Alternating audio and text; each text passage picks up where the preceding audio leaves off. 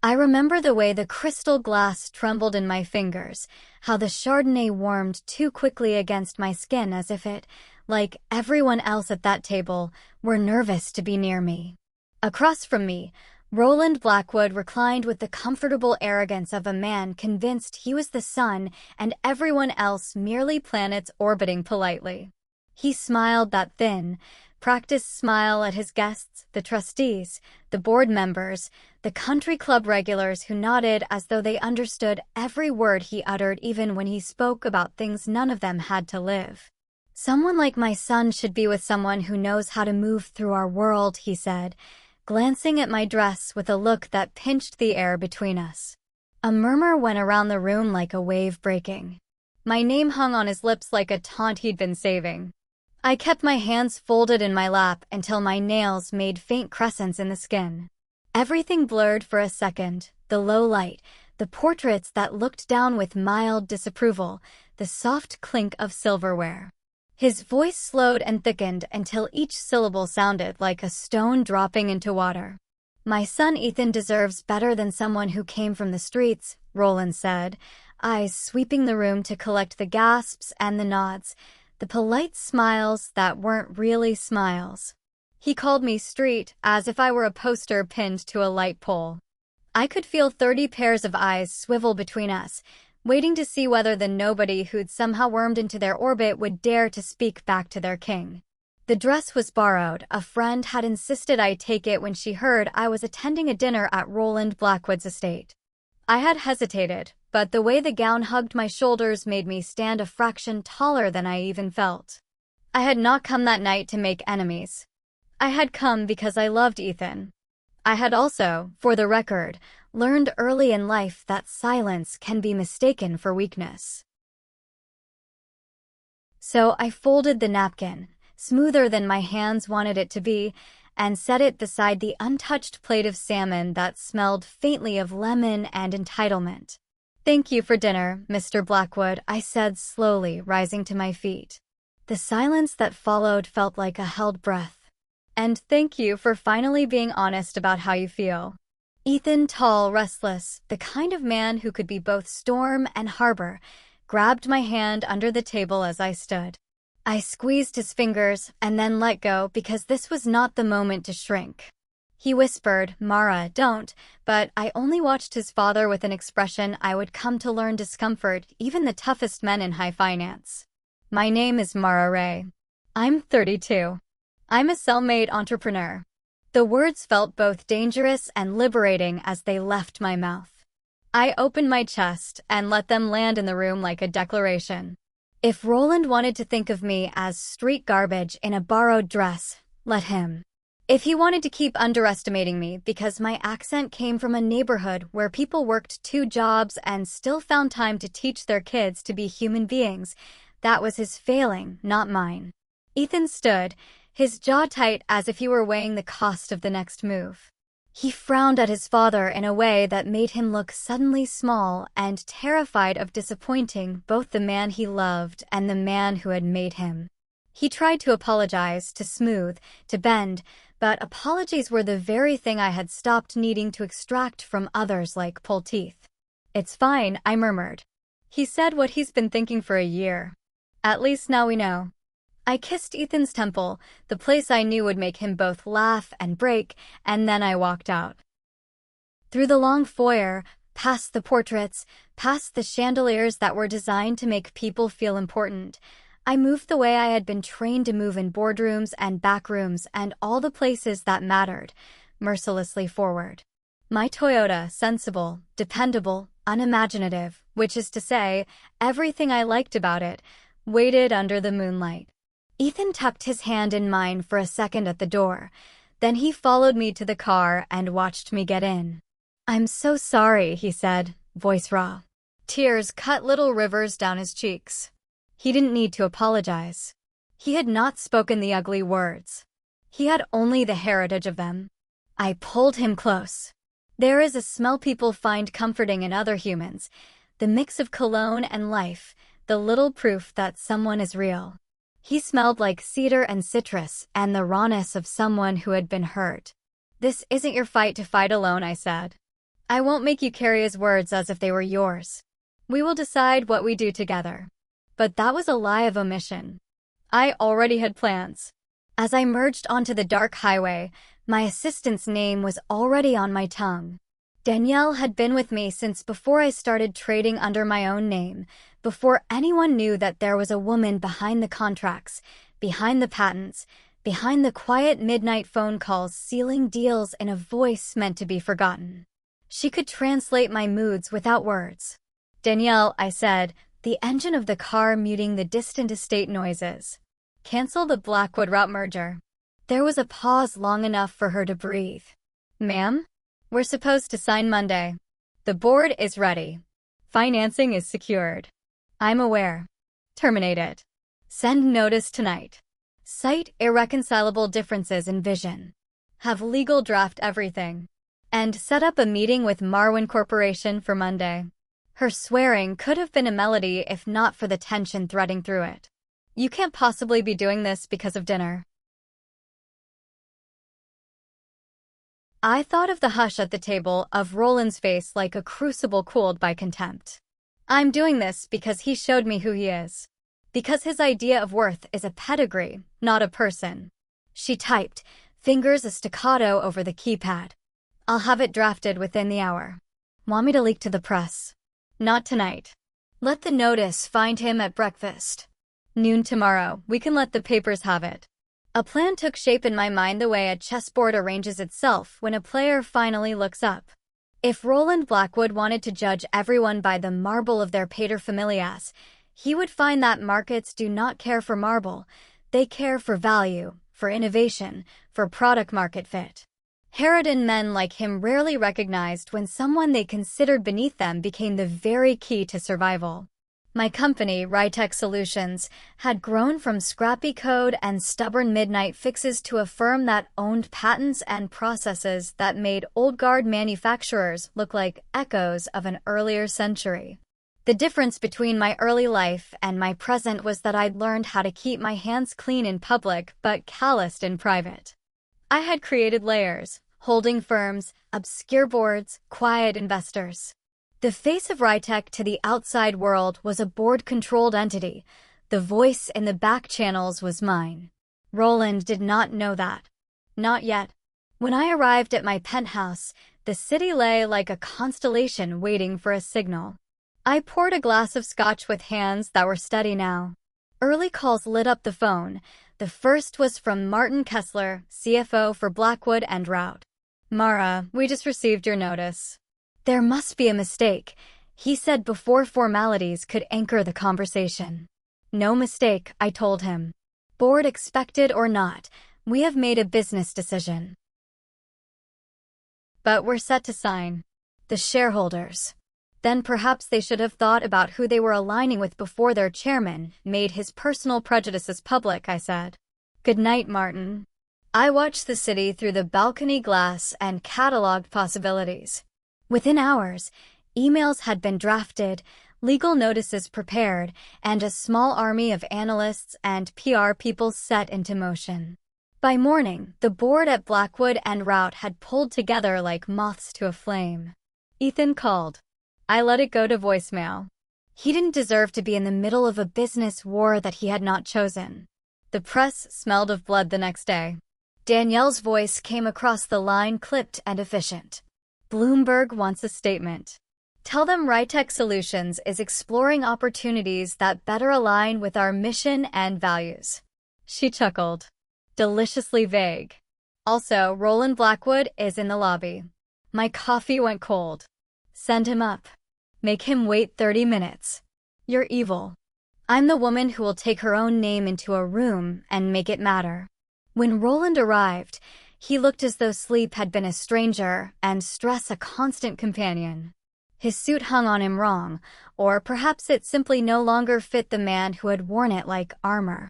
He strode into the conference room with the swagger of a man who had never had to beg a vote.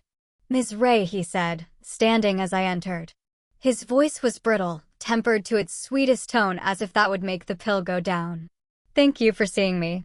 You have 5 minutes, I said, sitting without offering a handshake. I want to apologize, he began.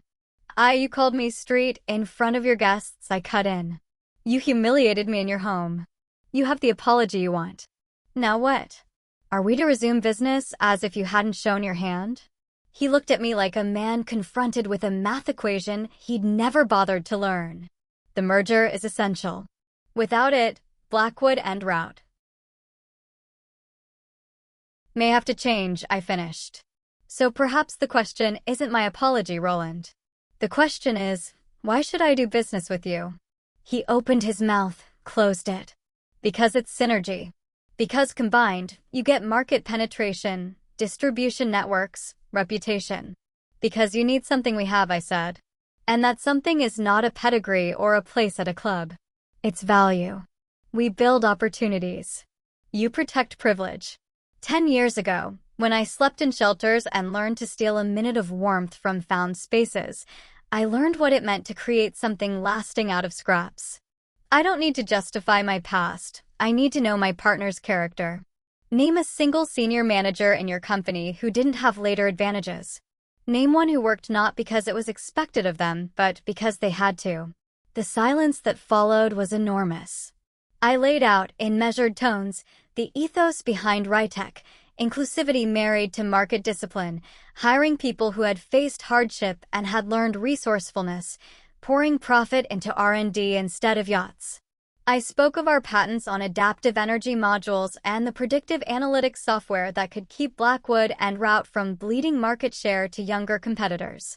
You did the research, he said finally, the statement more accusation than recognition.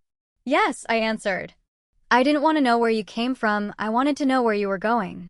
And what I saw was a company whose leadership was more concerned with who you knew than what you built. But this will ruin us, he said in a small voice that had never been meant for other men to hear. Then perhaps the old guard should make room for people who judge potential over pedigree, I said. He stood abruptly. What about Ethan? You will ruin his inheritance. Ethan is capable, I told him. He doesn't need a fortress built on intact lineage. He can build with his own hands. I'm offering him a chance to join something honest. When I left, I felt the wheels turning. Danielle had already leaked the possibility of Marwin Corporation's interest. News agencies smelled opportunity and taste. Within 48 hours, Blackwood and Route stock took the kind of slide that makes men in glossy magazines rewrite their resumes. Ethan came to my office, red-eyed and brave in a way that made my chest ache. He looked like a man who had finally peeled himself free of the shadow of his father to stand in his own light. He said, I saw it all. I watched him. I should have said something sooner. You did what you could, I said. You got here. He took my hands in a way that made the room shrink to just us. I don't want his money. I don't want his chair. I want to build with you. If you'll let me. The thing about love, or at least my love, is that it is not passive. It is a force that either builds or burns. I pulled him close and let him know I would choose the messy, honest life with him over any gilded cage. Then we started the work. The board at Blackwood and Route found themselves facing two brutal options: evolve or perish. They could replace Roland with a CEO who would court modernity and go quietly into the new world. Or they could double down on club memberships and smiling at expensive dinners until their relevance was gone. I placed before them an alternative: clean leadership, transparent practices, and a seat at the table for a new generation, with Ethan as head of strategic development, a role he accepted with a mixture of thrill and trepidation. Roland did not go quietly. He camped on the lawn of his own legacy like a mad king, calling in favors and firing threats. He argued, threatened, and then attempted a smear campaign. But the truth, once set free in boardrooms and media outlets, is a stubborn animal. Our allies, investors who had watched Blackwood and Route stagnate and whose fingers had been itching to move capital into innovation, whispered into ears that mattered. Within weeks, the board voted to restructure. Roland was pushed out with a severance package that would have been generous had he not been so intent on burning bridges. There was fallout. The country club crowd gossiped. Tabloids printed scandalous insinuations about the woman who toppled a titan.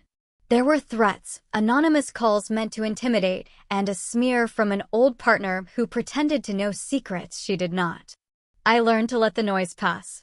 When lies plaster themselves around a life, the remedy is to continue with the work and let facts accumulate like a slow, inevitable tide. We didn't stop with Blackwood and Route. Danielle and I orchestrated a careful acquisition strategy and picked up Marwin Corp's interest, then used it to leverage key assets. Rytek's patents paired with Marwin's manufacturing lines formed a backbone that Blackwood and Route had been missing. The markets responded predictably. Money tends to follow competence. Ethan, free from his father's expectations, thrived. He brought an unpretentious brilliance to his role, a talent for making people into teams instead of trophies.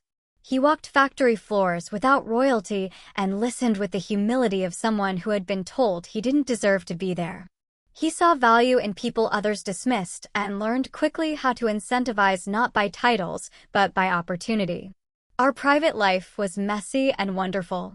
We argued about who would fly where, about the design of a kitchen that would withstand both our cooking experiments and our occasional clumsy dancing. We learned each other's edges, his impatience, my tendency to micromanage when stress tightened my throat. We married not for pomp but in the quiet of a seaside registry, with a handful of friends and a sense of privacy that felt both like rebellion and relief. Roland faded into the background the way old scars sometimes do, visible if you look for them, but otherwise part of an anatomy one learns to live with. He called less often, and then not at all. Ethan's mother, the woman with softer hands and a patience that had never hardened under Roland's shadow, reached out slowly, rebuilding bridges with small, cautious steps. She came to our first holiday dinner with a lasagna and a look on her face that said she had, at last, chosen her son over the man who had made him. Still, there are lessons that cost more than money. There were boardroom ambushes, a class action suit threatened by a minority investor who misunderstood our strategy, and a leaked memo that painted our acquisition as hostile. There were nights when I replayed Roland's sneer and felt a spike of fury that could make me reckless. Each time, I had to remind myself of what we had built. The modern world didn't require that we be cruel in its conquest. It required clarity, strategy, and an understanding that power wielded for the right reasons can be a benevolent force.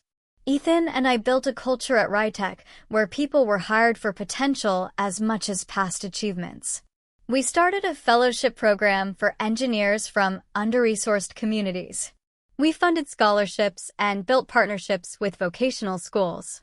It was not charity, it was long-term strategy and a belief that talent blooms when given sunlight. Investors who once rolled their eyes at the platitudes began to see the return in loyalty, innovation, and public sentiment. We did not stop there. In the quiet hours between acquisitions and family drama, I wrote a plan for a new product line, modular microgrids that could keep neighborhoods functioning when the grid failed, predictive disaster response software that could help emergency teams allocate resources in an efficient manner. We ran pilots in neighborhoods I'd once walked through, and the results turned investors' curiosity into commitment. The more success we had, the more peculiar the world became. People I had not spoken to in years called to congratulate me. Old classmates who had once teased me at the bus stop now reached out to ask for board introductions. I answered them honestly. I had not forgotten them, but I had learned to trust the soil my roots had given me. I gave opportunities where it felt right and closed doors where the price of admission was hypocrisy. One Sunday afternoon, Roland found our office again. He walked into the atrium like a man who'd been rehearsing a speech and realized the audience had left. He asked to speak to Ethan, then to me. There was a hum of curiosity, and we let him have his say. "You destroyed my company," he said at last, like it was a ledger entry. "You took my life away." "No," I told him. "We took away a system that rewarded complacency and punished merit. The world belongs to those who can build and adapt. You had your chance. Maybe if you had asked where you were going instead of where you came from, you would have found you could walk with us." He stared at me as if over the years something in his range of comprehension had narrowed. Then he turned and walked away. That was the end of it, in the sense that the public witness of his anger had been spent. We expanded slowly and with care. Markets treated us like a drama at first, but when a product is sound and the supply chain works, theatrics fade. RedditTech became known for its culture as much as its goods, which is a rare and merciful combination. Not all fairy tales have the polish of neat endings. Months of relentless corporate turbulence left me raw in ways I had not expected. There are scars you carry when you burn bridges, even when those bridges were built on rot. You lose friends who adored the club more than their own people. You find yourself the target of envy and resentment. You also gain a family of colleagues who would fight for you, quiet men and women who brought their whole selves to work and had the receipts to justify it. We had to navigate personal territory too. Marriages of success are susceptible to different strains: jealousy, the pressure of public expectation, the temptations of absolute power. Ethan and I worked at it like we worked a contract, negotiating terms and delivering on promises. We dated with calendar entries for each other, and sometimes our dates were 20-minute walks around the park with 2 coffees in hand. We learned to refuse the narrative that success would make us immune to ordinary heartbreak. Once, Roland tried to pull a maneuver that would have forced me to liquidate key assets by leveraging old documents no one thought mattered. It was a legal thicket, and for a week I slept poorly as teams of lawyers sorted through stacks of paper and the ghosts of agreements passed. In the end, the legal theory he floated collapsed under the weight of precedent and common sense. The attempt left him drained and smaller in personas than he had been. It also taught me to keep files in triplicate and lawyers who slept very little. The true victory was not Roland's loss, it was that our actions made room for others. We hired a head of outreach who had been a community organizer. She transformed corporate philanthropy into actual community partnership. We built apprenticeship programs with local unions and offered stock options in the company to those who came in at entry levels and proved themselves. Sometimes people asked me if revenge had been sweet. I would tell them revenge is not a dish I ever ordered. It's a bitter heat that distracts from the real meal. What we did was not revenge, it was rebalancing. We used power to correct an imbalance that was systemic. It felt different. It also landed us enemies and lovers in equal measure. There were moments of pure joy that came without any boardroom attached to them. The first time a microgrid, we deployed powered a community center through a storm and kept people warm. I cried in the rooftop garden with the head engineer holding a thermos of coffee. The first gala we held as a merged entity, not to celebrate our victory over Roland, but to raise funds for scholarships, sold out in an hour. I stood at the microphone, not to bask, but to put words to the people who'd been invisible for too long. I spoke of potential, of making systems that worked for everyone. The applause that night felt like acceptance and accountability at once. 5 years after that dinner at Roland's, Ethan and I founded a foundation intended not to be a charity in the old style, paternalistic, performative, but a conduit that funneled private capital into community-led projects. We built a small lending program for female entrepreneurs. We seeded urban farms. We invested in after-school programs that taught coding to kids who had no access to compute. Roland never fully reconciled. He watched from the periphery as opportunities he could once buy with a smile slotted themselves into networks he no longer controlled. Once in a while, he would call Ethan, trying to navigate a relationship he had complicated with pride and old-world assumptions. Ethan answered when he wanted to, with a patience born of love and a firmness born of having chosen a different path. People still asked me where I had learned to be ruthless. I would tell them that the world of business is not a gladiator pit if you are careful. It's a field that rewards persistence, empathy in management, and the patience to outlast ugly moments. You have to be willing to sit in discomfort until the right move becomes clear. You have to be willing to make decisions that will be unpopular, but which are honest. I do not tell the story as if I had a map and followed it perfectly. There were missteps, a failed venture in consumer wearables that taught us humility, a PR misread that almost cost us a major contract, a trust placed in the wrong person that had to be undone with the blunt instrument of termination.